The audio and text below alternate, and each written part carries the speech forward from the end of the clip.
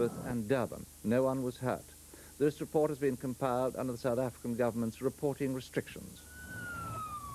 Within hours of South Africa's censors approving Cry Freedom, bombs exploded at 3 cinemas which were due to show it.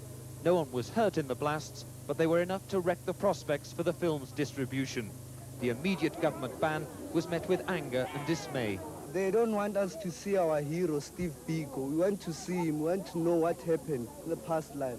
I want to see the movies, how is it, and how have they do it, and how they kill our brothers, our prophets, all about the black struggle. But in other black townships, hundreds lined up, unaware of the ban, to see the film, though in the end, only a few were able to witness the graphic depiction of violent unrest in the country's recent history, scenes never before shown to a South African audience. The government said it stopped the film because it quoted the author Donald Woods, whose words are banned in South Africa. A spokesman later made clear they also feared it would provoke bloodshed. We don't need that sort of meddling in South African affairs. How many people has to die before Richard Attenborough is satisfied? And despite the approval of the critics, Steve Biko's own friends were sceptical. Peter Jones, the last colleague to see Biko alive, said it didn't do him justice. The fact that Steve is not even properly explained in the movie means that the movie makers took a hell of a lot of cheap options out in order to make or attempt to make a very attractive movie. But those white South Africans who did see the film reacted with enthusiasm and emotion. Well, I think it makes a white person think. And how did you react to the movie? I found it extremely emotional. In fact, it brought me to tears. It's something the South African people need to see. I mean, the government banning it like this as if they've got something to hide, which just goes to show that some of their policies are off the pole. It's ridiculous. You knew what the government always is, makes you want to fight even more.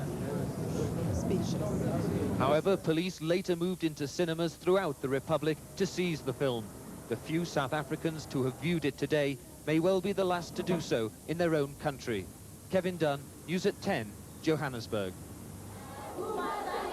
It was this scene in Cry Freedom which is thought to have particularly incensed the South African regime. It depicts the true story of a demonstration in 1976 by Soweto schoolchildren, which ended with the police opening fire, killing 700 children.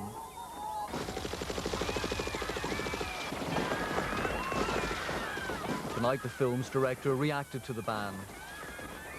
The fact that this ban has occurred in South Africa, which I fear an awful lot of people thought would happen, means that, yet again, attempts to tell the South African public the truth about apartheid has failed. And I think that is an enormous tragedy. The film tells the story of the friendship between the white journalist, Donald Woods, and the black consciousness leader, Steve Biko. Your parents try, but in the end, you only get the education the white man will give you. Biko died while in police custody in 1977. His inquest became a focus for further discontent, with Donald Woods challenging the official line that Biko starved himself to death. Cry Freedom portrays the subsequent police harassment of Mr. Woods and his family. You think you're the big editor who can get away with anything? I think I'm a man who's found 2 intruders in his backyard. It's a film which all South Africans, whether they're for or against the film, will know to be true. And that's the power of the film. It's a true story.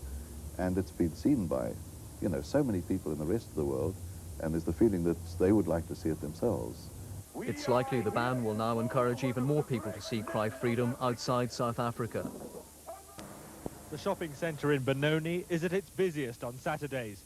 The bomb exploded inside a crowded Wimpy bar, injuring dozens of people.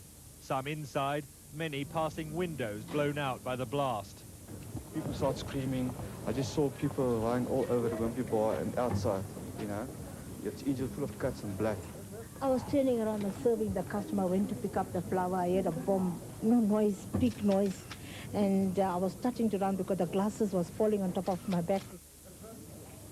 At one stage, police seized a man and led him away, apparently believing he was the bomber. But a short time later, he was released. This latest explosion heightens both fear and anger in South Africa, particularly among white people. Bomb attacks have increased sharply in recent months, and civilians are more and more the targets. Although no one has admitted placing this bomb, the ANC is widely suspected. Some leaders of the ANC, the guerrilla organisation fighting white rule, have called for more direct attacks in predominantly white areas. The senior ANC leadership in exile in Zambia insist deliberate attacks against civilians breach the official policy of seeking military targets.